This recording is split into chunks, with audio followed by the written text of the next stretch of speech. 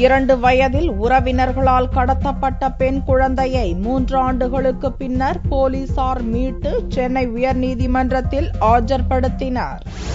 சென்னை வியாசர்பாடியைச் சேர்ந்த ஹேமலதாவிற்கும் கர்நாடக மாநிலம் மைசூரில் நகைக்கடை நடத்தி வந்த அர்ஜுன் லாலுக்கும் திருமணமாகி 2 வயதில் சாந்தினி என்ற பெண் குழந்தை இருந்தது. கடந்த 3 ஆண்டுகளுக்கு முன்னர் அர்ஜுன்லால் இறந்துவிட்ட நிலையில் 2 வயது குழந்தை சாந்தினி அர்ஜுன்லால் குடும்பத்தினரால் கடத்தப்பட்டதாக ஹேமலதா போலீசில் புகார் தெரிவித்தார். தொடர்ந்து சென்னை உயர்நீதிமன்றத்தில் ஆட்கொணர்வு மனு தாக்கல் செய்தார். உயர்நீதிமன்ற உத்தரவின்படி ராஜஸ்தானில் இருந்த குழந்தை சாந்தினி மீட்கப்பட்டு வெள்ளியன்று சென்னை உயர்நீதிமன்ற 6வது அமர்வில் நீதிபதிகள் ராஜேஸ்வரன், ஆறுமுகசாமி முன்னிலையில் ஆஜர்படுத்தப்பட்டார். குழந்தை சாந்தினி தாயுடன் இருக்க நீதிமன்றம் உத்தரவிட்டது. தமிழ்நாடு போலீஸ் ஸ்பெஷல் டீம் அமைச்சு ராஜஸ்தான் போனாங்க. போன பொழுது அங்கேயும் அந்த ஊர் வில்லேஜஸ்ல ப்ரொடெஸ்ட் பண்ணி தரமாட்டேன் அப்படி இப்படின்னு இது பண்ணிட்டு இருந்தாங்க.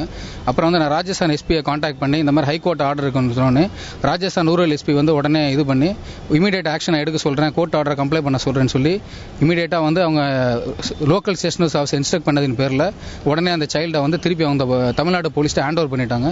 சாந்தினி பெயரில் உள்ள சொத்துக்காக குழந்தை கடத்தப்பட்டதாக ஹேமலதா தெரிவித்தார்.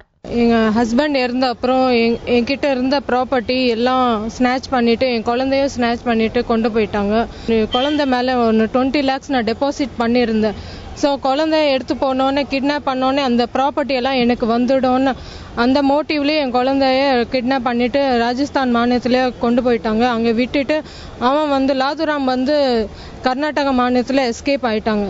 3 ஆண்டுகளுக்கு பின்னர் குழந்தை சாந்தினி கிடைத்துள்ள நிலையில் ஆட்கொணர்வு மனு முடிவுக்கு வந்தாலும் கடத்தல் தொடர்பாக வழக்கு தொடர உள்ளதாக ஹேமலதா தெரிவித்தார்.